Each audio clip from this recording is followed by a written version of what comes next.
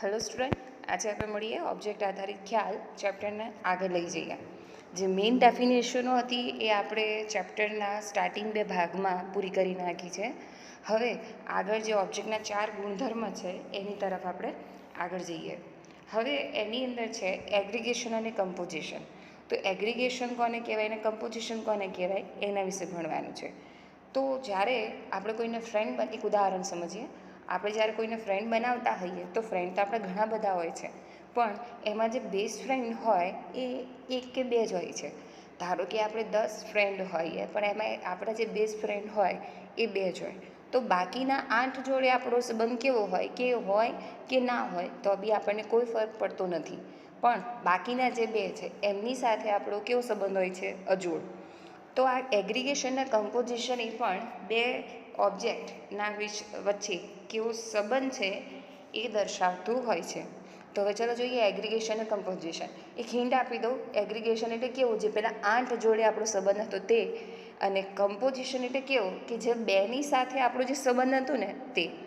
તો ચાલો જોઈએ એગ્રીગેશન એટલે શું છે? જ્યારે એક ક્લાસના ઓબ્જેક્ટ બીજા ક્લાસના ઓબ્જેક્ટ બનેલા છે ત્યારે તેને એગ્રીગેશન અથવા કમ્પોઝિશન કહેવામાં આવે છે। ડેટ મીન્સ કે ફ્રેન્ડશિપ જેવું, ફ્રેન્ડશિપ હોય કોઈની સાથે આપણે જસ્ટ ફોર્માલિટી ટાઈપના ફ્રેન્ડ હોઈએ, જ્યારે બીજી તરફ આપણે એકદમ બેસ્ટ ફ્રેન્ડ હોઈએ, તો આ રીતનો જે સંબંધ જાવાની અંદર હોય ત્યારે શું થતું હોય છે? તેને એગ્રીગેશન અને કમ્પોઝિશન કહેવામાં આવે છે। હવે તે અલગ અલગ ક્લાસ વચ્ચેનો પૂર્ણ હોય અથવા તો તેમાંનો અંશ સંબંધ રજૂ કરે છે। પૂર્ણ એટલે બેસ્ટ ફ્રેન્ડ જેવો, અંશ એટલે જસ્ટ ફ્રેન્ડ જેવો। હવે નીચે જોવા એક ઉદાહરણ આપ્યું છે। આપણી પાસે 3 ઓબ્જેક્ટ છે, એકનું નામ છે નેમ, બીજાનું નામ છે એડ્રેસ, ત્રીજાનું નામ છે પર્સન। હવે નેમની અંદર શું કયા કયા ઓબ્જેક્ટ આવેલા છે?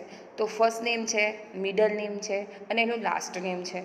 છેલ્લે મેથડ વાપરી છે ફૂલ નેમ અને ડિસ્પ્લે। હવે બીજો ક્લાસ છે, એનું નામ શું છે? એડ્રેસ। એડ્રેસમાં શું હોય? તો હાઉસ હોય, સ્ટ્રીટ હોય, સિટી હોય, સ્ટેટ હોય, પિનકોડ હોય અને એની આગવી મેથડ હોય।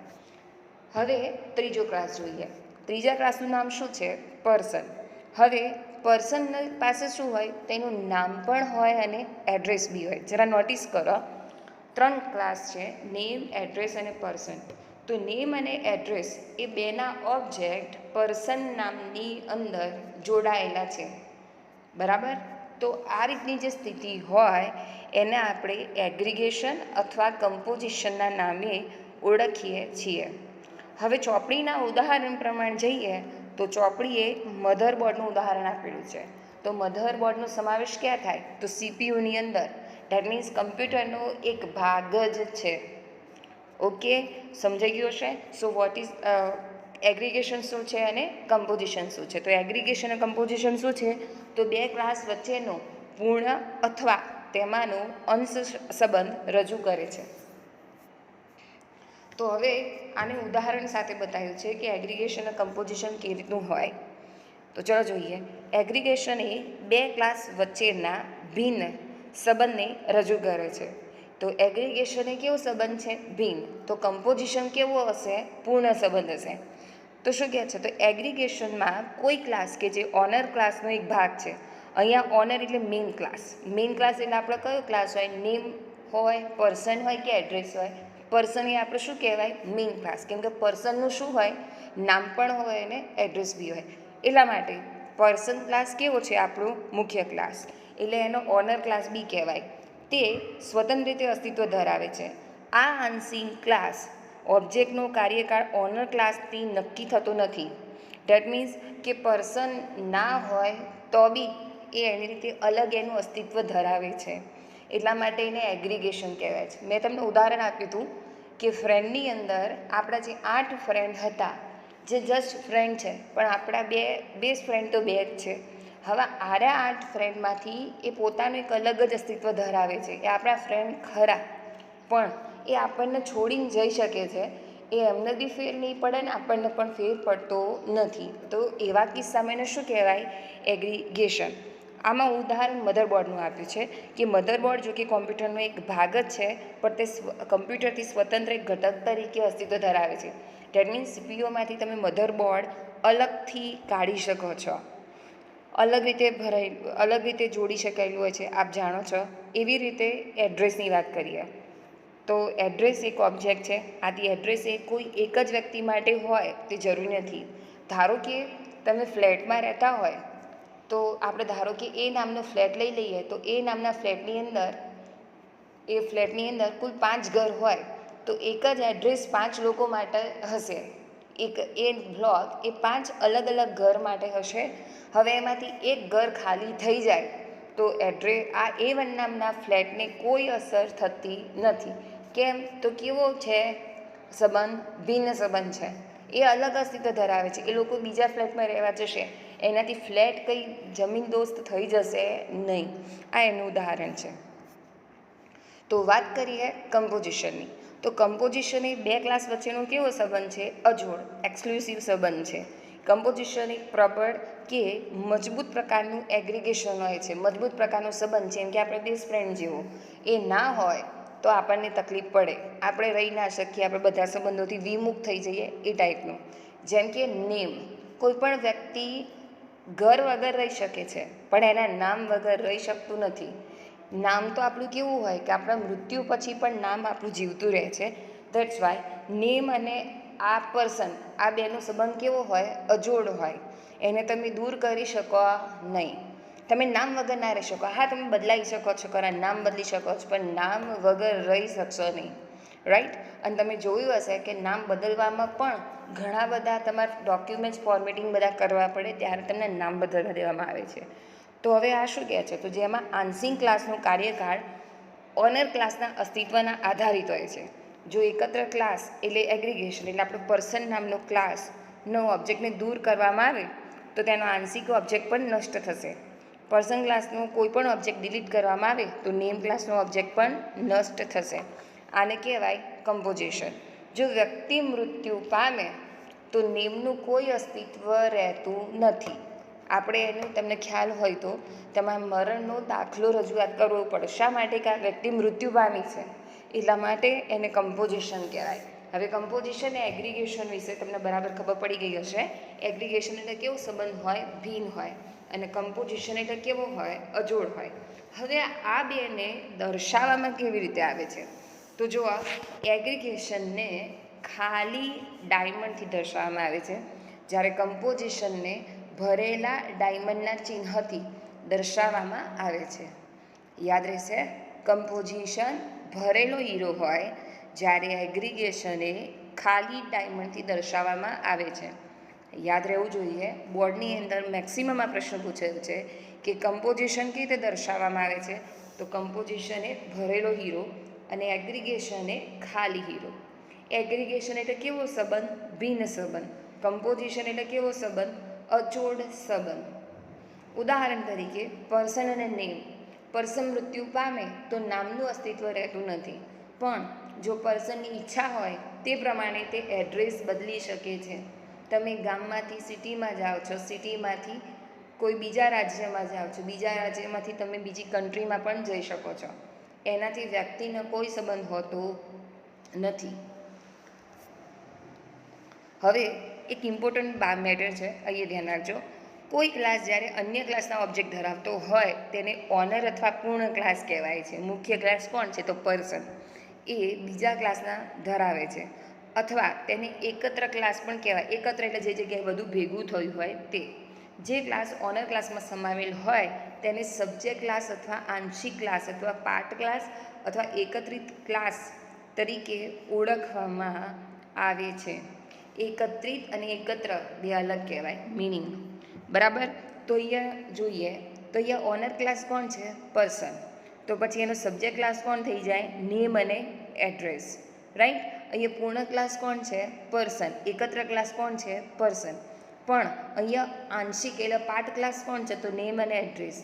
અને એકત્રિત ક્લાસ કોણ છે? તો નેમ અને એડ્રેસ. બરાબર? દર્શાવાય કેવી રીતે? તો ભરેલો હીરો અને ખાલી હીરો. ભરેલા હીરા માટે કોણ હોય? કમ્પોઝિશન. ખાલી હીરા માટે કોણ હોય? એગ્રીગેશન. હવે વાત કરીએ ઇનહેરિટન્સ. આ ચોથો ગુણધર્મ છે. હવે ઇનહેરિટન્સ વિશે આપ જાણતા હશો. સંધિ છૂટી પાડો, ઇન કાઢ નાખો, હેરિટન્સ વિશે જાણતા હશો. હેરિટન્સ એટલે શું કહેવાય? વારસાગત, આપણને કોઈ વસ્તુ જે વારસામાં મળી હોય એને આપણે શું કહીએ છીએ? ઇનહેરિટન્સ. હવે એક ઉદાહરણ લઈએ. અહીંયા જો સ્ક્રીન ઉપર તમને પેરેન્ટ્સ અને ચાઇલ્ડનું ઉદાહરણ આપેલું છે. વારસામાં મિલકત કોને મળે છે? તો પેરેન્ટ્સની મિલકત ચાઇલ્ડને વારસામાં મળે છે, રાઈટ. હવે ચાઇલ્ડની પાસે મિલકત વધારે હોય કે પેરેન્ટ્સ પાસે? એકચ્યુઅલી ચાઇલ્ડ પાસે. કેવી રીતે? એની પોતાની મિલકત તો હોય જ, પ્લસ એને કોની મળે છે? પેરેન્ટ્સની. હવે તમે એક વસ્તુ નોટિસ કરો, પેરેન્ટ્સ અને ચાઇલ્ડ વચ્ચે કેવો સંબંધ હોય? એક સંબંધ હોય કે એક કરતાં વધારે હોય? હંમેશા એક જ સંબંધ હોય. કેવી રીતે? તો અહીં ફોર એક્ઝામ્પલ ધારી લઈએ, અહીં મારા પેરેન્ટ્સ અને ચાઇલ્ડ હું છું, તો હું મારા પપ્પાની ડોટર છું. ડોટર એટલે અમારા વચ્ચે એક જ સંબંધ છે, એનો બીજો સંબંધ થાય નહીં. ધેટ્સ વાય એને ઇઝ એ પ્રકારનો સંબંધ કહેવામાં આવે છે. અહીંયા મેઇન ક્લાસ કોણ હશે? આપણા પેરેન્ટ્સ. આપણે કોણ કહેવાઈએ? સબ ક્લાસ, રાઈટ. અથવા મારા પેરેન્ટ્સને સુપર ક્લાસ પણ કહેવાય અને મને કોણ કહેવાય? Child class. આટલે સુધી ખબર પડી હોય તો ચલો હવે ચોપડી પ્રમાણે જોઈએ. તો ઇનહેરિટન્સે સામાન્ય રીતે બે ક્લાસ વચ્ચે એક જ પ્રકારનો સંબંધ જણાવે છે. મેં તમને કીધું કે પેરેન્ટ્સ અને ચાઇલ્ડ વચ્ચે કેવો સંબંધ હોય? એક જ પ્રકારનો. ઇંગ્લિશમાં ઇઝ એ કાઇન્ડ ઓફ સંબંધ ધરાવે છે. જ્યારે એ ક્લાસ અન્ય ક્લાસનો પ્રકાર હોય ત્યારે આ યોગ્ય છે. એ ક્લાસમાંથી બીજા ક્લાસનું સર્જન થયું હોય ને ત્યારે આ સંબંધ આવે. ઉદાહરણ તરીકે આને ઉદાહરણ ટીચરનું આપ્યું છે, મેં તમને ચાઇલ્ડનું આપ્યું. શિક્ષક એક પ્રકારની વ્યક્તિ છે, એટલે પર્સન ક્લાસના બધા એટ્રીબ્યુટને મેથડ ટીચરને લાગુ પડે છે. બીજા શબ્દોમાં કહીએ તો પર્સન ક્લાસના બધા એટ્રીબ્યુટને બિહેવિયર ટીચર ક્લાસને વારસામાં મળે છે. બરાબર સમજાતું છે? ના સમજાય તો પાછળ ઉદાહરણ આપું છું. આ ઉપરાંત ટીચર ક્લાસના વધારાના એટ્રીબ્યુટ જેવા કે સબ્જેક્ટ અને મેથડ વિશે લેક્ચર પણ હોઈ શકે. મેં તમને કીધું કે ચાઇલ્ડ પાસે હંમેશા મિલકત કેવી રહે? વધારે રહે. ફોર એક્ઝામ્પલ અત્યારે મારું જ ઉદાહરણ લઈ લઈએ તો મારા પપ્પાની પાસે તો છે જ, પણ હું પોતે બી મેમ છું, ટીચર છું, તો મારા પપ્પાની તો મિલકત મને મળવાની જ છે, પણ મેં જે અલગથી વસાવી છે એ તો ખરી જ. ધેટ મીન્સ ચાઇલ્ડની પાસે વધુ મિલકત એક્સેસ કરી શકાય છે. હવે જો એની ઉદાહરણ આપ્યું છે અહીંયા, ચલો જોઈએ શું કહે છે. તો ઇનહેરિટન્સ અન્ય હયાત ક્લાસના ગુણધર્મને વારસામાં મેળવીને ઓબ્જેક્ટના નવા ક્લાસને વ્યાખ્યાયિત કરવાના સામર્થ્યનો નિર્દેશ કરે છે. નવો ક્લાસ એટલે કેવી રીતે? તો મારા પેરેન્ટ્સ એમનામાંથી મારું સર્જન થયું છે, એટલે હું થયો નવો ક્લાસ અને મારી પાસે વધારાનું સામર્થ્ય સાથેનું નવા ક્લાસના ઓબ્જેક્ટ સાથેનું નિર્દેશ હું કરું છું.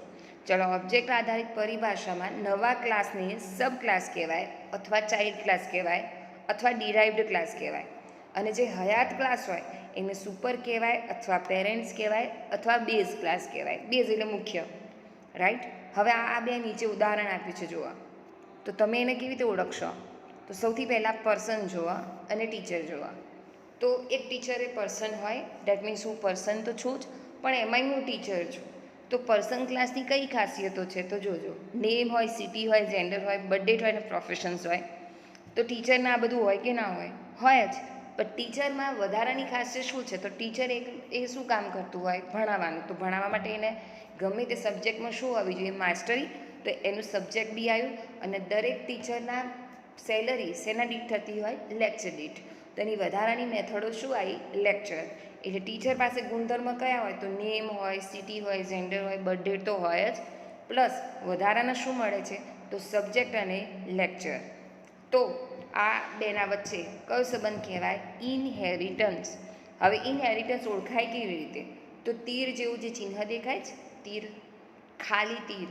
હવે જે તીર જે બાજુ હોય ને, જે બાજુ દેખાતું હોય એને સુપર ક્લાસ કહેવાય, અને જે બાજુ એરો છે અને લાઈન છે એના આપણે શું કહીએ છીએ? સબ ક્લાસ કહીએ છીએ.